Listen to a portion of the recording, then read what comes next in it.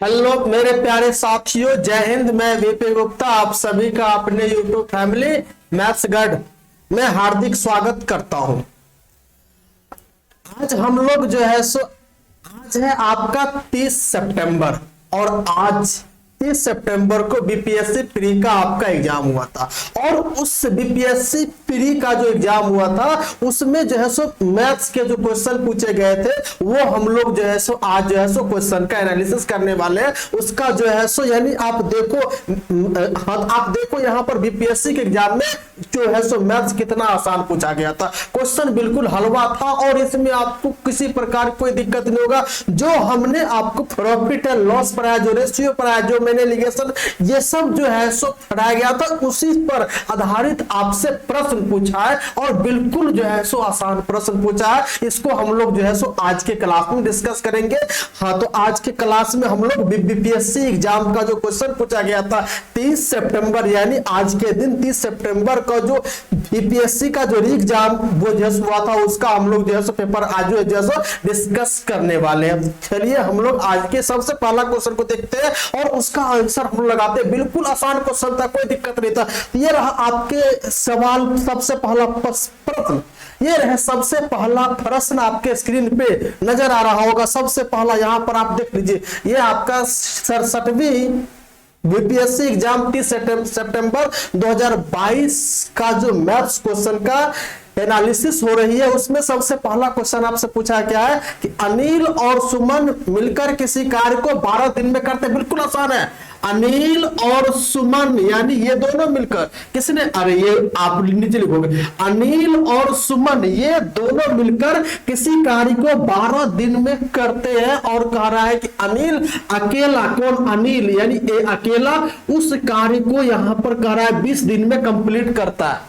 तो हमसे पूछा क्या है, पूछा है सुमन को अकेले कार्य करने में कितना समय लगेगा। सबसे पहले ये रहा समय, इसकी क्षमता निकाली, एलसीएम लोगे कितना हो जाएगा 60, तो 12 × 5 = 60 और ये 20 दिया 60। तो ये बताओ टोटल वर्क कितना हो गया। टोटल वर्क आपका 60 मिनट हो गया और हमें किससे काम करवाना, सुमन से काम करवाना। कितना कार्य करवाना, 60 काम करवाना है और ये सुमन से 60 कार्य करवाना है। तो सुमन की क्षमता क्या है, तो देख रहे हो अनिल और सुमन की क्षमता 5 है और अनिल की 3 है। तो सुमन का कितना हो गया, 5 में से आप घटाओगे 3 हो गया 2 यानी 60/2 यानी कि हाँ, तो यानी 30 दिन में उस कार्य को कंप्लीट करेगा। देख रहे हो कितना आसान क्वेश्चन है। ये आपके बीपीएससी एग्जाम का पूछा हुआ क्वेश्चन, उसका एनालिसिस हम लोग जो है यहाँ पे कर रहे हैं। नेक्स्ट है एकदम आसान है, ये भी बिल्कुल आसान क्वेश्चन है। ये भी बिल्कुल आसान क्वेश्चन है। इसको आप लोग सॉल्व करने की कोशिश कीजिए और इसका आंसर बताइए क्या होगा। जल्दी बताइएगा फटाफट फटाफट। इसका आंसर क्या होगा। यहां पर यह करा कि 55 विद्यार्थियों की कक्षा में, यहां पर यह कहा है कि 55 विद्यार्थियों की एक कक्षा में 34 को क्रिकेट खेलना पसंद है और 26 को बैडमिंटन खेलना पसंद है। और उसके बाद कहा है कि साथ ही प्रत्येक विद्यार्थी 2 खेलों में से कम एक खेल खेलना पसंद करता है। यानी एक है क्रिकेट और दूसरा आपका है जो है बैडमिंटन। तो क्रिकेट जो पसंद करने वाले यहां से लेके यहां तक ये पूरा सर्कल कितने का है, 34 का है। और बैडमिंटन ये पूरा सर्कल आपके 26 का है। इसका मतलब ये जो भाग है इसमें आपका बैडमिंटन और क्रिकेट दोनों का। लेकिन ये पूरा का पूरा विद्यार्थी कितना है, ये पूरा का पूरा विद्यार्थी 55 है। लेकिन अगर इन दोनों को जोड़ने के बाद कितना आ जाता है, 60 आ जाता है। इसका मतलब इसमें जो कॉमन था इसमें भी आ गया, इसमें भी आ गया। तो अब 60 में से घटाओगे 5 यानी 5 विद्यार्थी ऐसे हैं। यहां पर कह रहा है कि 5 विद्यार्थी ऐसे हैं जो क्रिकेट और बैडमिंटन दोनों खेलना पसंद करते हैं। यही हमसे पूछा है 5, ऑप्शन नंबर बी इसका सही उत्तर बनेगा। देख रहे हो कितना आसान क्वेश्चंस आपके आज के एग्जाम में, बीपीएससी के एग्जाम में पूछा गया था। चलिए नेक्स्ट नंबर क्वेश्चन और 85 आप ध्यान से देखिए। अगर 85 को अगर ध्यान से देखेंगे ना तो इसका आंसर आप मौखिक निकालोगे। मौखिक ज्यादा समय भी नहीं लेगा 85 का आंसर निकालने में। जल्दी बताइए क्या आंसर होगा। 85 का आंसर आपके स्क्रीन पे क्वेश्चन है, उसका आंसर बताइए जल्दी। यहां पर ये कह रहा है वे दो प्राकृत संख्याएं कौन सी है जिसका गुणनफल, यानी दो संख्या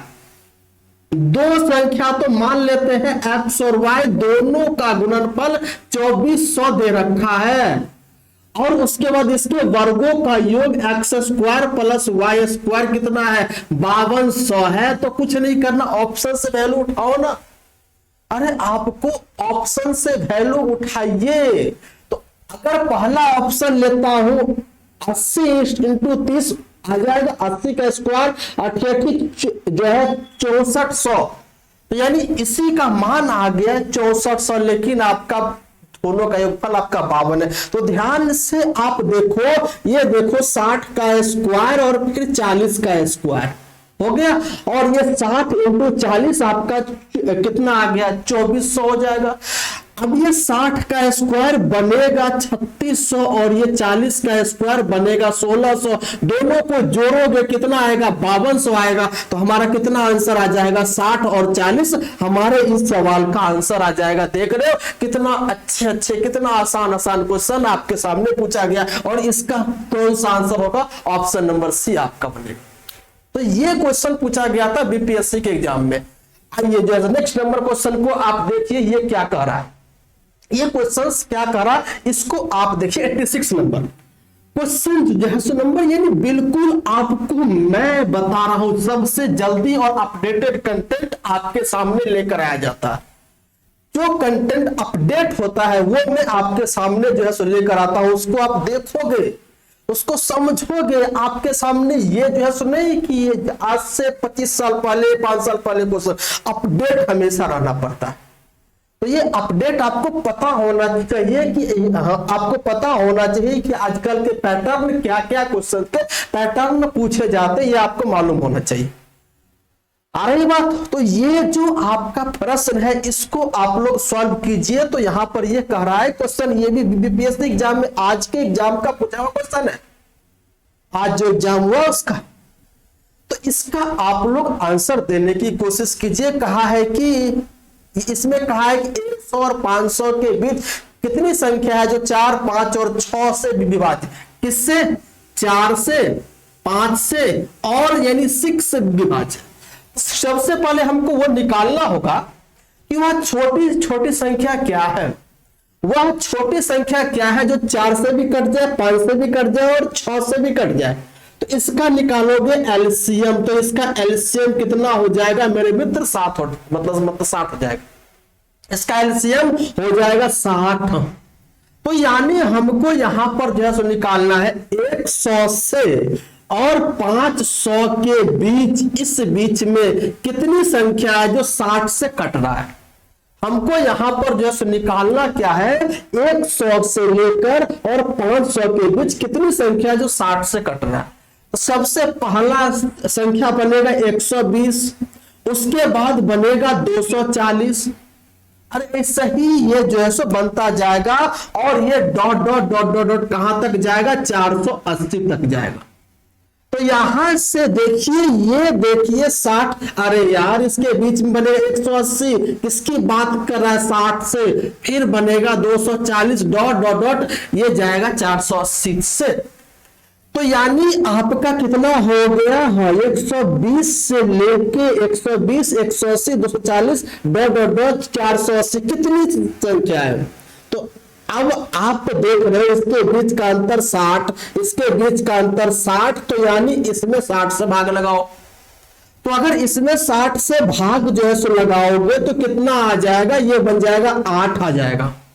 तो यानी यहां से लेके यानी 480 तक 8 संख्या है जो आपका 60 से कट रहा है। लेकिन 100 के बाद पूछा तो पहली संख्या 60 भी है, तो उसको एक जो है सो माइनस कर दो, टोटल संख्या आपका आ गया 7। टोटल संख्या आपका जो है सो आ गया 7, यानी बी नंबर ऑप्शन 7 ऐसी संख्या है जो 100 और 500 के बीच है, जो 60 से कट रहा है। आ रही बात, ये रहा इसका आंसर, ऑप्शन नंबर बी इसका आंसर आ जाएगा 7। किसी को दिक्कत? कोई दिक्कत नहीं। चलिए नेक्स्ट नंबर, क्वेश्चन नंबर 87। ये क्वेश्चंस आपके एग्जाम में, यानी आज के एग्जाम में, आज के बीपीएससी के एग्जाम में पूछा गया। आप देख रहे हो कितना मजेदार क्वेश्चंस, यानी बिल्कुल अपडेट मैं आपके सामने रहता हूं। आज ही इसका एग्जाम हो और आज ही मैं आपके सामने क्वेश्चंस लेकर आ गया और इसका सॉल्यूशन करवाने आ गया। यहां पर यह कह रहा है कि 70 किलोग्राम के मिश्रण में, यहां पर कह रहा है 70 किलोग्राम के मिश्रण में बालू और सीमेंट का अनुपात 4:1 है। ध्यान से देखिएगा, किसका है? बालू। सबसे पहले किसका है? तो बालू, और फिर किसका अनुपात है? सीमेंट का।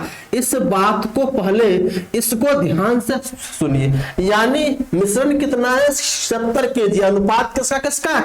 बालू और सीमेंट का अनुपात है 4:1 है। हो गया।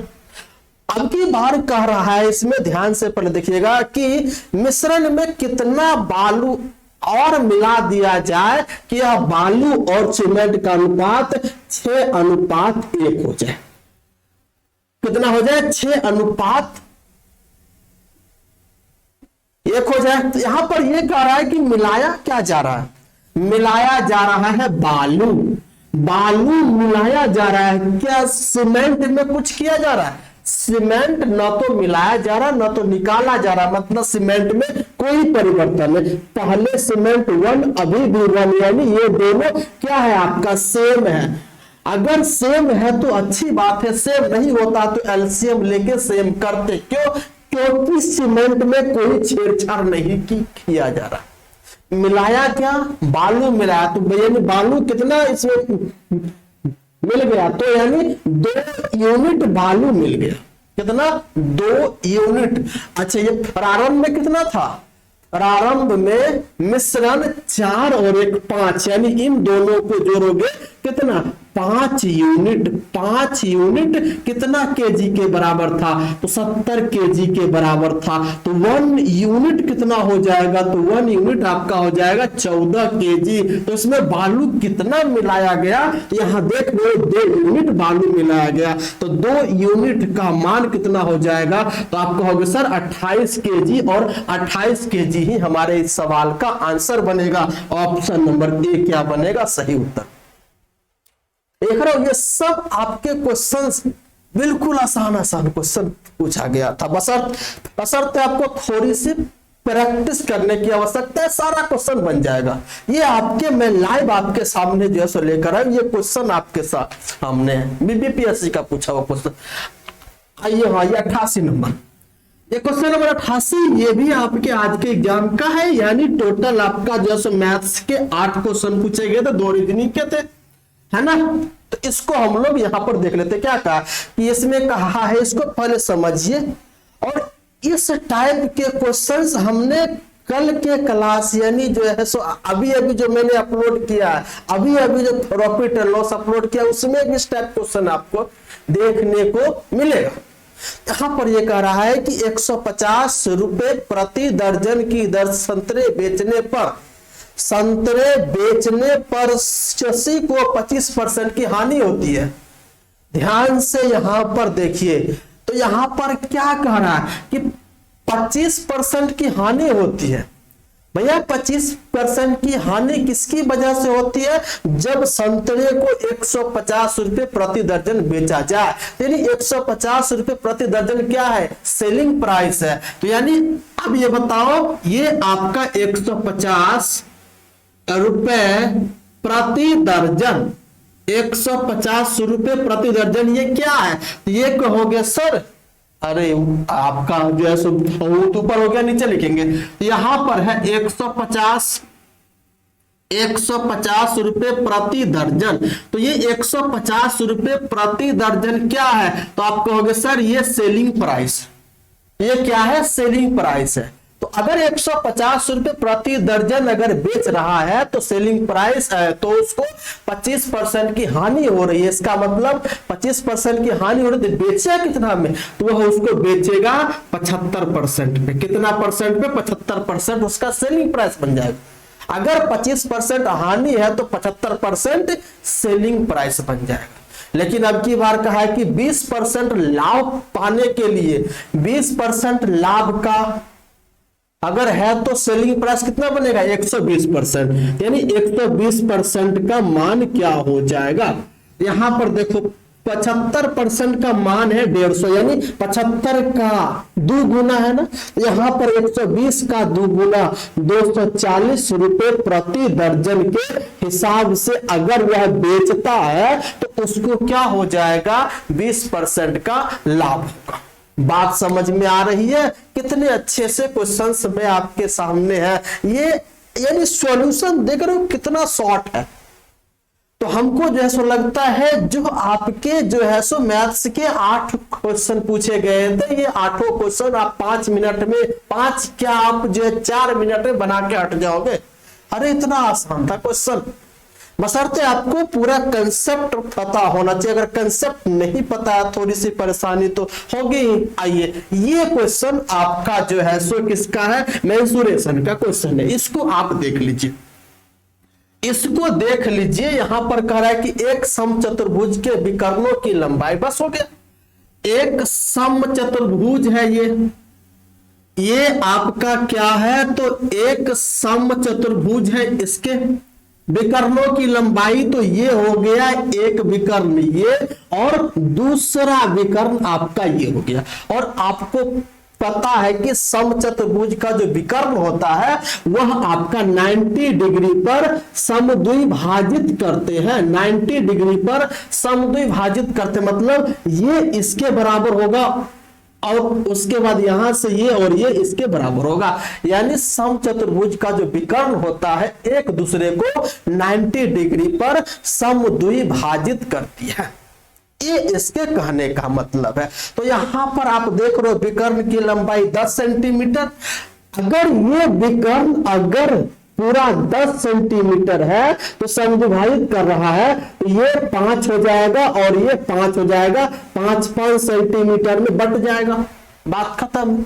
अच्छा, उसके बाद दूसरा विकर्ण है 24, तो अगर ये विकर्ण पूरा 24 है तो ये आधा आधा बट जाएगा, ये 12 हो जाएगा, ये 12 हो जाएगा। अच्छा, अब की बार ध्यान से आप देखो 5 12 और ये क्या राइट एंगल बन रहा, ये जो त्रिभुज है राइट एंगल है, ये 5 है 12 है, तो इक्वलेट आपको याद होगा, ये जो साइड हो जाएगा, ये जो साइड ये कितना हो जाएगा, तो ये साइड हो जाएगा 13 सेंटीमीटर।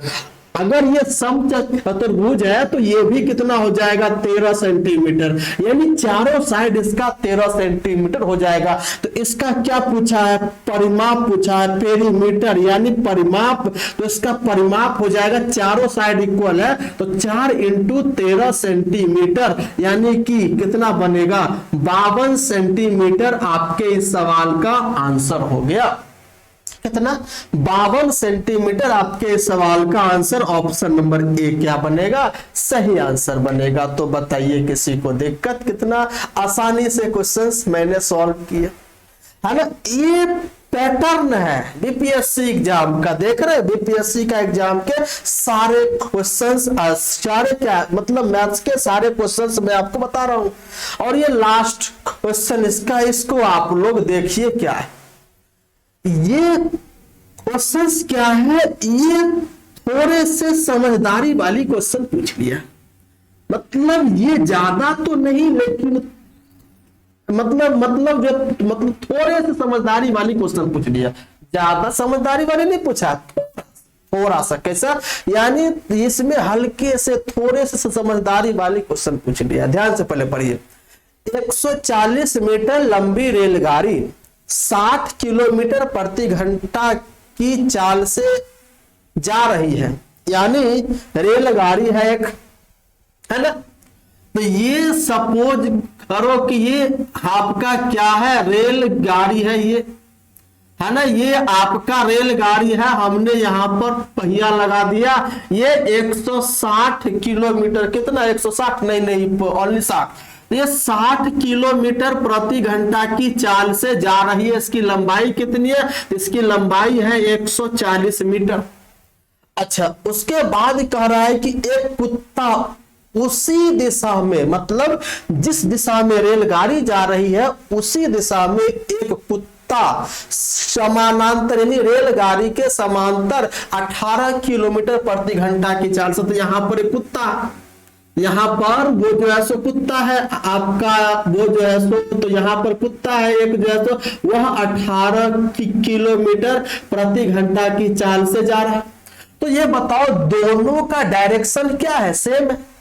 तो ये रेलगाड़ी इस कुत्ते को पार करेगा, तो यानी कुत्ते की लंबाई नहीं दे रखी, तो इसका मतलब कुत्ते की लंबाई नगण्य होगा, उसको इग्नोर करके हम चलेंगे। तो ये बताओ तो इस कुत्ते को पार करने में रेलगाड़ी के द्वारा कितनी लंबाई, कितनी दूरी तय करनी पड़ेगी। तो मान लो ये कुत्ता और ये रेलगाड़ी है, तो ये आपका कुत्ता ऐसे है, तो ये रेलगाड़ी, तो रेलगाड़ी इसको पार करेगा, इसका अर्थ है कुत्ते को पार करेगा तो रेलगाड़ी अपनी लंबाई पार करेगी। तो रेलगाड़ी की लंबाई क्या है, रेलगाड़ी की लंबाई 140 मीटर। अच्छा ये बताओ, ये रहा इसका समय, क्या कुत्ते को पार करने में कितनी दूरी पार करेगी, 140 मीटर की दूरी पार करेगी, और समय दूरी बटा 4। तो ये जो दूरी आ गया, ये रिलेटिव दूरी आ गई, सापेक्ष दूरी आ गया, है ना। कुत्ते को पार करने में रेलगाड़ी की सापेक्ष दूरी आ गया, कितना, 140 मीटर। अच्छा अब की बार क्या है, दोनों का डायरेक्शन सेम है। अगर दोनों का डायरेक्शन सेम है तो इसका रिलेटिव स्पीड क्या होगा, अगर डायरेक्शन होता है सेम तो रिलेटिव स्पीड घट जाता है। तो अब क्या करेंगे, 60 में से 18 घटाएंगे, तो ये रहा मीटर में और ये रहा आपका किलोमीटर प्रति घंटा, मीटर पर सेकंड में, तो 5/18, 5/18 जो ऊपर ले जाओ, बात खत्म। तो यहां से अब आप देख लीजिए, इसको अगर 5 से काटेंगे तो ये बनेगा आपका 28। हो गया किसी को दिक्कत, तो ये आपका रहा 28 बट्टा, इसको घटाएंगे तो ये रहा 42 इंटू 18। किसी को दिक्कत, कोई दिक्कत नहीं, बनेगा 14 इंटू 3, 14 या 42, और ये आपका हो जाएगा कितना, 14 दूनी 28, 3 से कटेगा, 3 छक 18, यानी 6 दूना 12 सेकेंड, यानी कुत्ते को पार करने में उसको 12 सेकेंड का समय लगेगा। 12 सेकेंड, यानी ऑप्शन नंबर बी क्या बनेगा, इस सवाल का सही आंसर बनेगा। तो ये आपको यहां पर बीपीएससी एग्जाम में, आज के बीपीएससी एग्जाम में मैंने डेट भी लिख दिया, 30 सितंबर 2022 जो बीपीएससी का एग्जाम हुआ था उसका क्वेश्चन आपके सामने मैंने डिस्कस किया। ये सारे के सारे प्रश्न मैं आपके सामने डिस्कस किया। आप देख रहे हो कितना आसान आसान, कितने मतलब एकदम जो है सो मैथ्स का जो हलवा था क्वेश्चन, जो आपको इससे अच्छे लेवल का क्वेश्चन मैं आप लोग मतलब जो है सो क्लास में करवाता। तो ये जो सेशन आप लोगों को कैसा जो है लगा, इस सेशन को आप लोग जो है सो अच्छे से प्यार दीजिएगा, ज्यादा से ज्यादा लोगों तक शेयर कीजिएगा, ताकि उसको ऑथेंटिक, हाँ जो ऑथेंटिक जानकारी मैथ्स का जो आपका पेपर आया था उसका सही आंसर उसको मिल सके, है ना, उसका सही के सही उसका आंसर उसको जैसे मिल सके। ये आपका रियल एनालिसिस था। इसका जो रियल में जो आपका जो है सो मैथ्स का जो पेपर आया था बीपीएससी का, उसका रियल एनालिसिस था। ये आपका राइट आंसर आप लोगों को मैंने आपको जल्द से जल्द आपको मैंने प्रोवाइड करवाने की कोशिश की है। तो आप लोगों को ये सेशन कैसा जो है लगा, एक बार अच्छे से कमेंट करके जरूर बताइएगा, और इसको ज्यादा से ज्यादा शेयर कीजिएगा, है ना। तो आइए हम लोग मिलते हैं उसके बाद एक नई जोश, नए उमंग, नए उत्साह के साथ अगले क्लास में। तब तक के लिए अपना ख्याल रखिएगा, अपने मम्मी पापा का ख्याल रखिएगा। उसके बाद मिलते हैं, तब तक के लिए जय हिंद, जय भारत।